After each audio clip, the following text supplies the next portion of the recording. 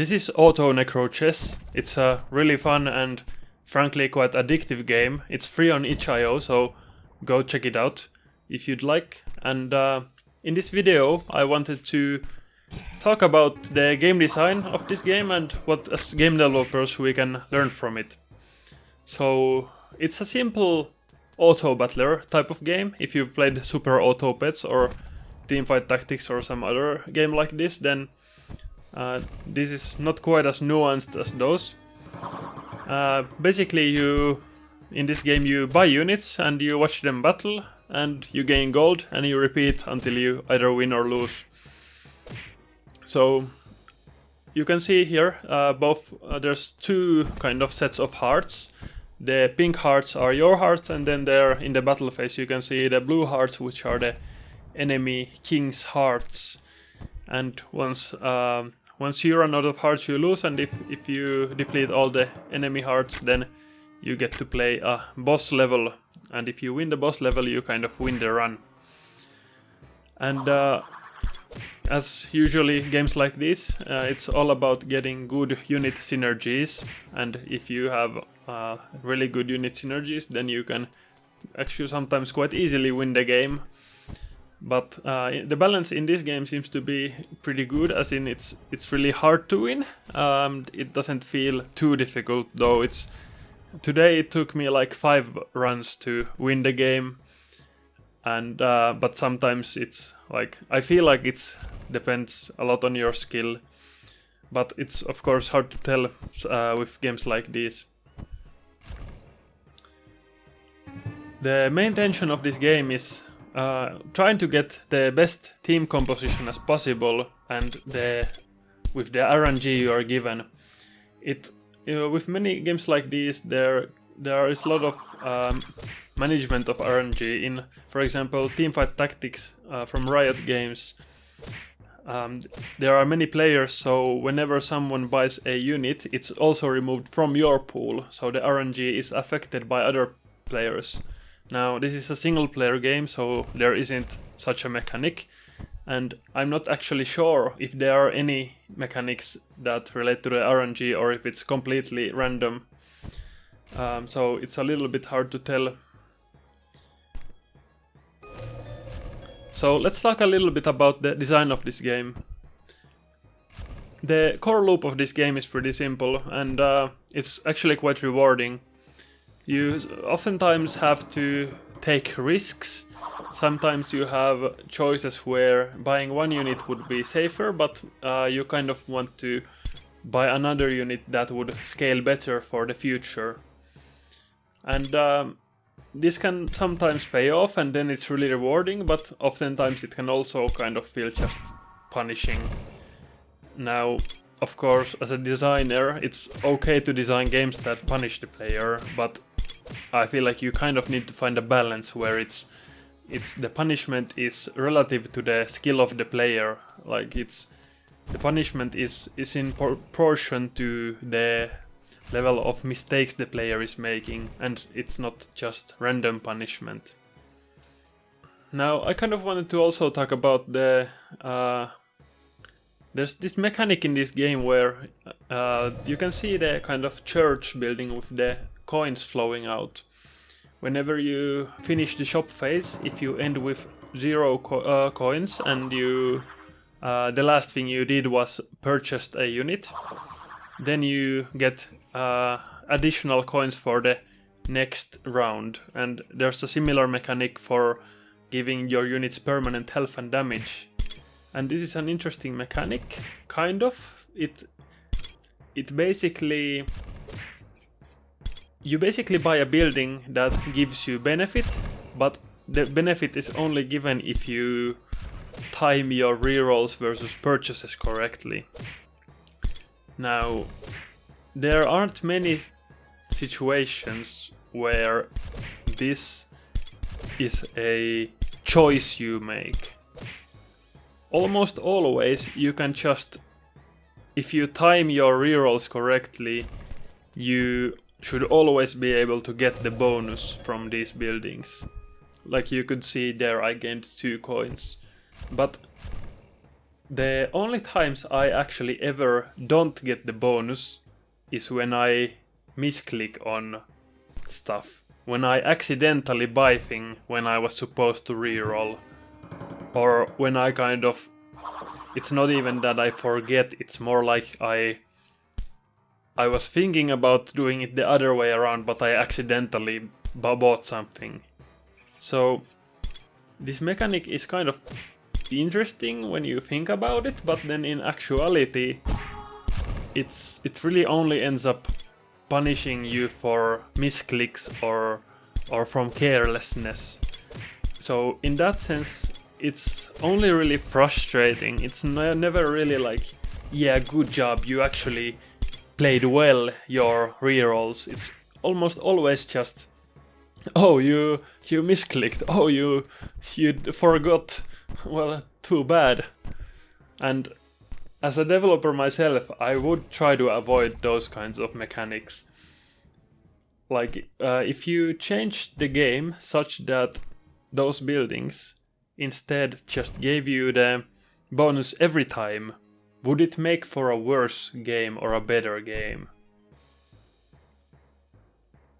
I don't know, you be the judge. So those are kind of the only critiques of this game.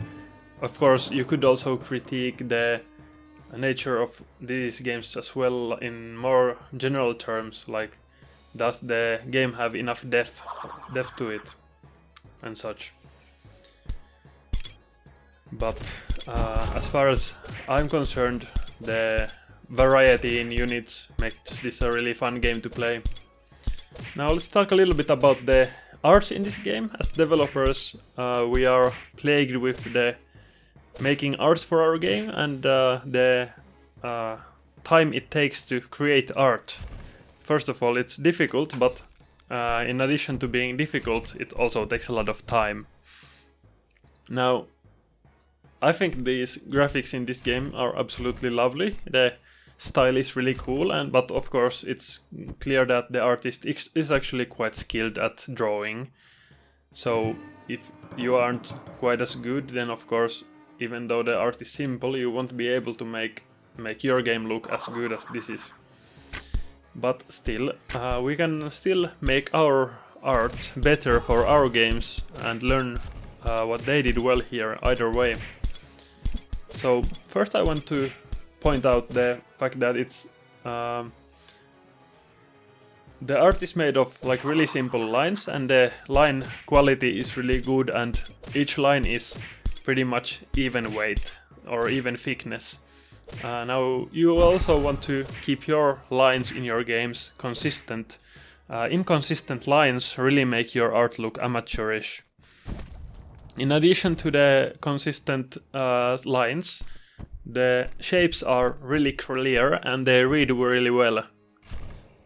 And each shape is mostly colored with just a single flat color. There are very minimal number of details within the shapes. Most detail is done using the lines themselves. In addition to the minimal detailing, the shading is also very simple. There is like just a single layer of shade, just a single darkened layer in the sprites, and all of the shading seems to be like even strength. There are no darker shadows and lighter shadows, it's just one shade. All of these elements make the art pipeline really efficient. It's really easy and fast to create new units. You just have to kind of make the shape, polish the lines themselves, then choose and draw in the simple colors, add minimal detailing, and then add the shadows are very easy to add. I use these kinds of shadows all the time for my assets, and it takes like 2 minutes to add the shading to each sprite, but they add so much depth to the sprites. In addition to the sprites being simple, the animations are even more simple actually. They use no sprite animations. I'm not sure if there's a single animated sprite in the game, I think it's all just transform based animations. So you can see the units attacking, they just move to punch each other. They don't change the sprite at all for the attacks and actually anything. I don't think I've seen a single animation that changes the sprite in this game. It still looks really fantastic, but it saves you so many hours of development time. It also means that when you add new units, you can do so really fast. Now, otherwise the scope of the game, the programming a game like this can be somewhat complicated. There are so many different units with lots of different interactions that if you code it poorly, it can be difficult to add new kinds of mechanics. If you code it decently well, then it's really easy to add new mechanics. And it seems like this game doesn't have too complicated mechanics that would be very complex to program in. But using just a few simple programming patterns, you should be able to make this game very extendable. The sounds are also very nice. Each action has a distinct and clear sound. The music is also nice. It's kind of catchy, but not too over the nose. Like, it doesn't really bother you too much either. So I would say if I were to develop a game like this, it could take anywhere from 3 to 6 months, depending on your schedule and level of polish and how much time you want to use for designing unit systems and abilities and balancing the game itself also. So let's talk a little bit about what should you take away from this game and what should you kind of leave at the cutting room floor. So the thing you should absolutely take from this game is the tight core loop. You want to make sure your core loop is very replayable. It's satisfying to do the thing you are doing for most of the time while playing. You also want to make it simple enough that it's very clear to see what you are supposed to do in the game at every stage, and avoid kind of too much complexity, at least initially.